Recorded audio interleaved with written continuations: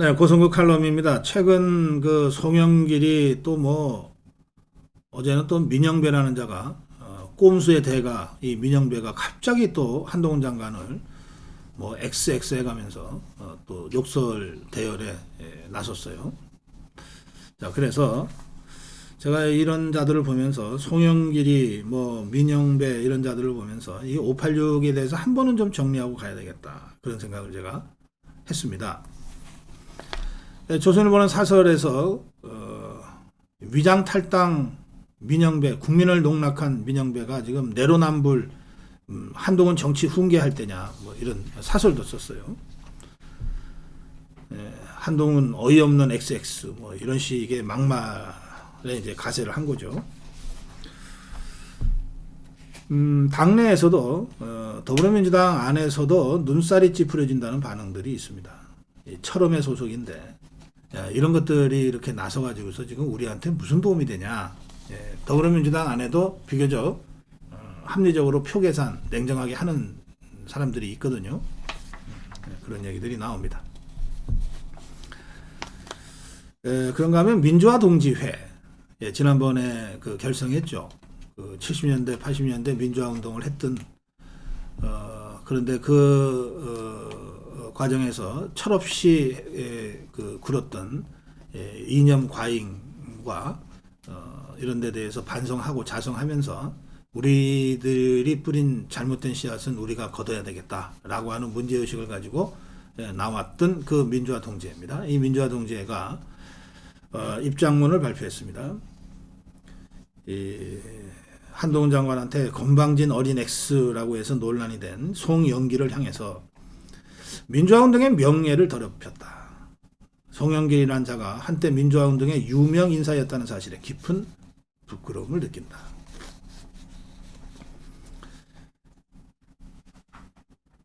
특히 이 한동훈 장관한테 어린 X라는 표현까지 하는 걸 보고 입을 다물지 못하겠다.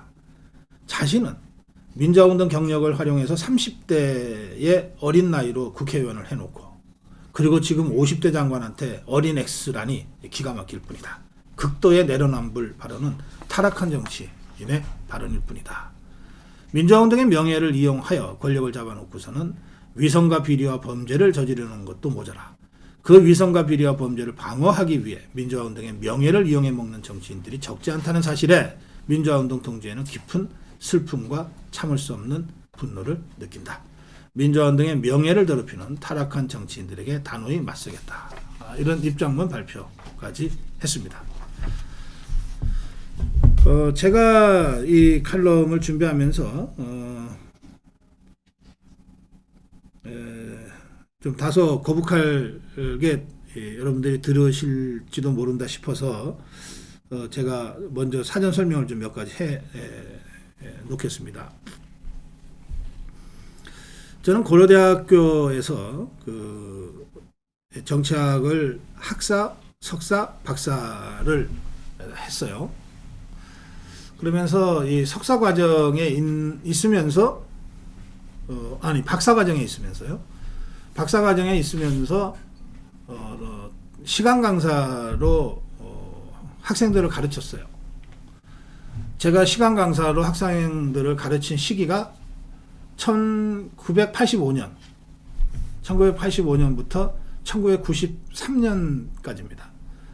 그리고 1985년부터 1993년까지 시간 강사로 고려대학교, 경희대학교, 한양대학교, 뭐 그 밖에 또 몇 개 더 대학이 있습니다만 이렇게 학생들을 가르쳤는데 학생들을 가르치다가 제가 2년간 감옥을 갔다 온 겁니다. 그래서 대학 강사로서는 이제 처음이자 마지막으로 이제 감옥을 갔다 온 사람인데요.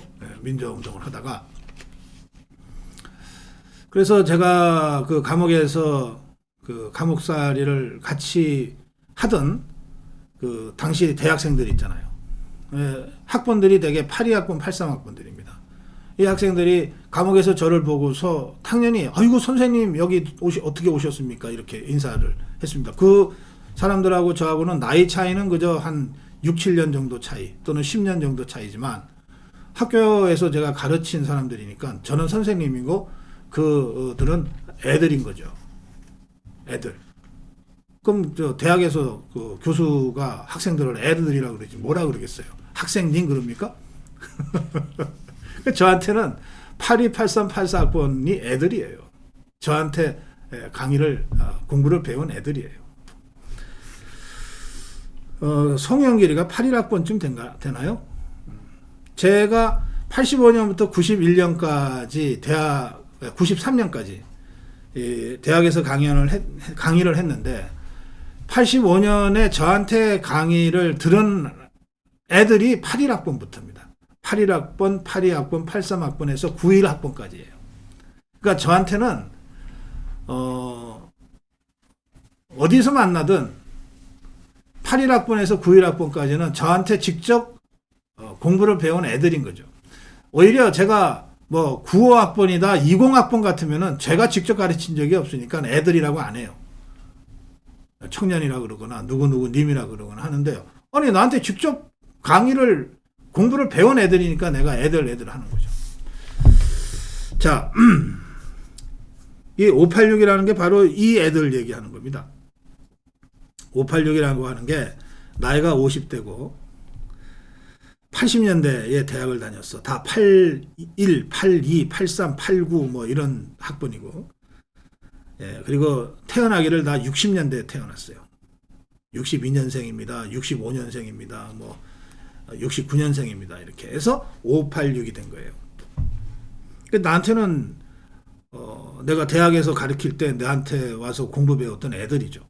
이 애들 얘기인데, 제가 이제 그 감옥살이를 서대문에서 6개월을 하고 안양에서 4개월을 하고 또 공주교도소 거쳐서 춘천교도소에서 이제 나머지 1년을 하고 한 2년을 살았는데, 그때 그 지금은 박물관으로 변한 서대문 그 구치소에서 한 30여 명의 학생 사범들하고 같이 살았어요.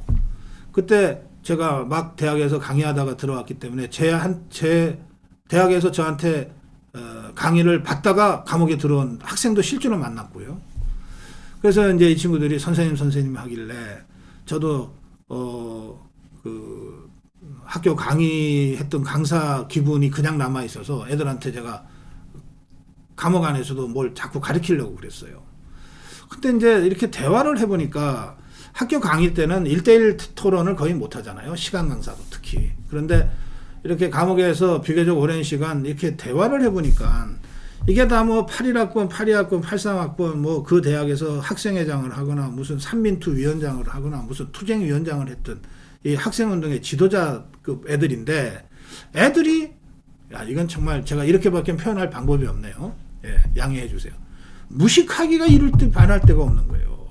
이 선생의 눈으로 볼 때 이렇게 무식한 애들이 어떻게 학생운동의 지도자였는지 정말 제가 깜짝 놀랐어요. 깜짝 놀라면서 애들 잘못 가린 책임은 선생한테 있잖아요. 그거 제가 엄청 반성을 했어요. 야, 내가 애들을 이렇게 잘못 가르쳤나. 그래서 얘들이 얼마나 무식한가를 제가 조사를 한 적이 있습니다. 얼마나 무식한가 이것들이. 네?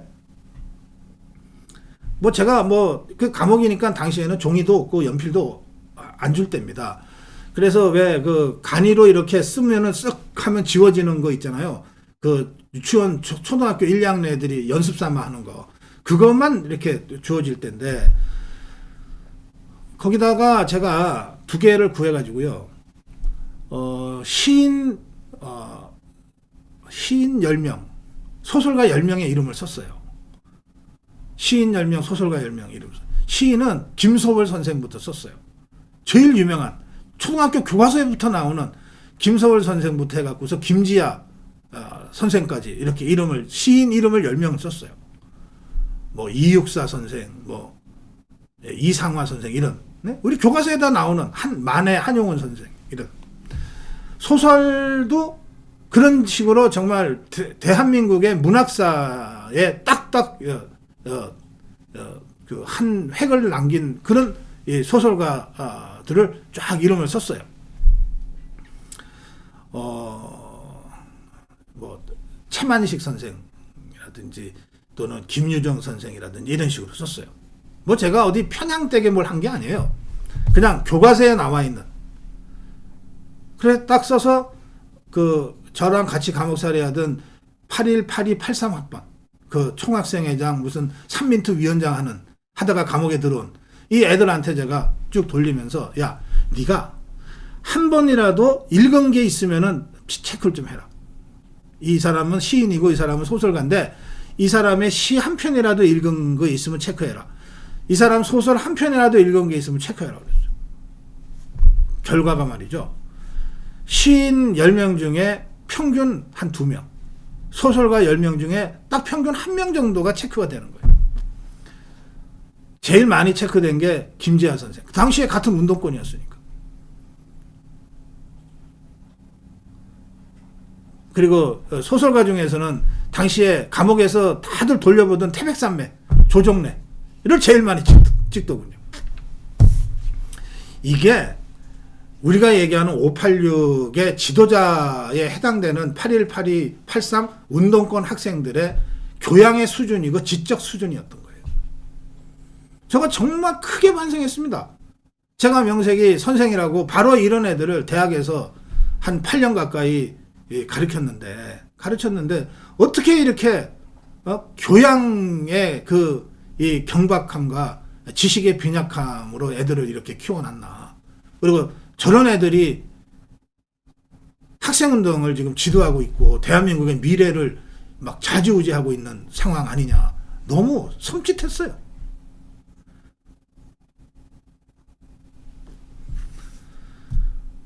그래서 제가 1대1 대화가 가능한 감옥이라는 특성이에요.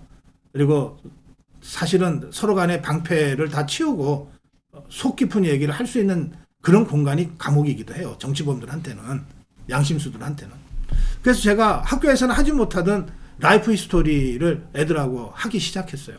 제가 교도관들한테 양해를 구했죠. 야, 난 학교에서 애들 가르치던 선생이다. 애들 지금 와서 보니까 여러 가지로 내가 선생으로서 제대로 교육시키지 못한 데 대한 반성이 좀 된다. 이런 좋은 기회에 내가 애들하고 좀 깊은 1대1 대화를 통해서라도 내가 애들을 인성을 좀 올바른 방향으로 좀 이렇게 가르치고 싶다. 그러니까 제가 워낙 이 민주화 운동을 하다가 들어간 정치범이지만 유일하게 대학 교수 신분으로 들어갔고 그러니까 교도소 교도소의 그 교도관들도 그런 점들을 존중을 해주고 그래서 배려를 받았어요. 그래서 이제 대화를 하게 됐는데 이 친구들이 그 마음속 깊이 있는 그 막 꿈틀꿈틀하는 그 권력에 대한 욕망 이거를 보고서 제가 정말 다시 한번 절망했어요. 저는 이 권위주의 권력에 맞서 싸워야만 되는, 그리고 언제 감옥 가고 언제 죽을지 모르는 그 공포 속에서도 저를 지켜낸 건 뭐냐면 인간의 자존심이었거든요. 그리고 내가 지금 이걸 안 하면 내 자식들이 이걸 10배, 20배로 감당할 수밖에 없어 라고 하는 거였어요. 그래서 도망가지 못하고 민주화 전선에 나섰는데, 근데 이 친구들은 전혀 다른 거예요. 특히 그 감옥살이 85년, 86년, 87년 6월 민주화 항쟁 이후에도 감옥에 새로 들어온 애들이 있었어요. 제가 88년 2월에 나왔거든요. 그때 만난 애들은 완전히 다른 종류의 인간이야. 뭐 기가 펄펄 살아있는 거예요. 그리고 곧 자기들 세상이래. 아이, 선생님은 저 너무 어려울 때 운동을 하셔가지고 잘 모르십니다. 지금은요. 아이, 운동이 대세예요. 저희는요. 쟤는 말이죠. 자기 학교 가면 완전 스타예요. 뭐 이런 식이에요, 애들이. 그래서 제가 깊이 제 스스로를 돌아보면서 또 제가 민주화운동 진영에서 10수년간을 나름 목숨 걸고 해온 그 전 과정을 정말 절망스럽게 돌아보면서 반성도 하고 그렇게 하다가 감옥을 나왔어요. 제가 그때 이 감옥이라는 특수한 공간 속에서 더 깊이 방패 같은 거 다 치우고 수 있었던, 볼 수 있었던 이 586의 그 내면의 그 꿈틀거리는 욕망, 이거는요 그야말로 권력욕이고 출세욕입니다. 우리 자유파도 정치하는 사람들은 대개 권력욕과 출세욕이 있죠. 그런데 그거를 어쨌든 교양이라고 하는 것으로 이렇게 감쌀 줄 알아요. 그리고 품격이라고 하는 것으로 포장할 줄 안다고요. 그래서 우리 국민들도 정치인들 보면 에이 뭐 저것들 뭐 권력욕 때문에 하는 거지 라고 하면서도 그 교양과 이 품격으로 포장을 열심히 하고 있기 때문에 그 부분에 대해서 인정을 해주는 거예요. 그런데 이 586들은 그런 게 없어요. 교양으로 감싸려고 할 생각도 안 하고 품격 같은 거는 다 내려놓고 아주 조야한 조잡한 노골적인 권력 그 자체만 추구하는 거예요. 출세를 위해서, 자리로 올라가기 위해서 뭐 어떤 야만도 주저하지 않습니다. 그게 제가 직접 학교에서 가르치고 감옥생활을 같이 했던 이 586의 진짜 모습들이에요. 제가 그 과정을 거치면서 586 세대가 막 이제 뭐 무슨 대단한 세대인 것처럼 그렇게 정치판에 등장을 할 무렵에 제가 여러 번 비판을 했어요. 너네 수준 갖고는 안 돼. 더 깊이 자기를 성찰해야 되고 더 깊이 철학적 고민을 하고 더 공부가 필요해. 라고 제가 공개적으로 여러 차례 이 586의 이 정치 세대로서의 그 진출에 대해서 경고를 했습니다. 그러던 어느 날 저희 선배, 저는 긴조 세대고 긴급조치 세대고 제 선배가 민청학령 세대나 4.19 세대인데요. 그 선배 한 두어 분이 고 박사가 586에 대해서 문제 제기하는 거가 틀렸다는 뜻이 아니라 아직 이제 막 크려고 하는 애들을 그런 식으로 먼저 그 아주 혹독하게 비판부터 하면 고 박사가 우리 586 세대들을 시샘한다고 사람들이 오해할 수 있어. 조금 시간을 좀 주고 조금 더 관용적으로 이렇게 좀 이끌어주는 거가 필요하지 않겠어? 당시에도 제가 뭐 제법 영향력이 있어서 그랬는지 선배 몇 분이 저한테 개인적으로 그런 조언을 하셨어요. 근데 그런 조언까지 받고 보니까 저도 이 펜을 쥔 손에 약간 힘이 빠지더라고요. 그래서 제가 지금 그거 반성해요. 그때 더 힘을 줬어야 되는데. 더 힘을 줬어야 되는데. 그 인정주의, 그 인정주의 때문에, 그 감상주의 때문에 저 586들이 저렇게 노골적으로 출세주의, 권력주의자로 전락하는 것을 조기에 막지 못했다. 그 하는 반성이 있는 겁니다, 저는. 그래서 지금 이 586에 대해서 여러분들 여러 가지로 생각할 수 있는데 제 눈에는 오로지 출세와 권력만을 향해서 달려가는 정말 브레이크 없는 자동차들을 보는 것 같아요. 정말 위험한 자들이에요. 위험한 애들이에요. 이 자들이 어느새 정치권의 주류가 되고 이제 은퇴할 나이가 되어버렸어요. 저는 내년 총선이 진짜 중요하다고 생각합니다. 이 기회주의, 출세주의, 이 권력에 매몰된 이 자들을 세대적으로 청산하는 총선이 내년이 돼야 된다고 저는 생각해요. 그렇지 않으면 지금 우리 한국 정치를 옥죄이고 있는 이 진영 논리, 586 기득권 구조를 해체할 수가 없어요.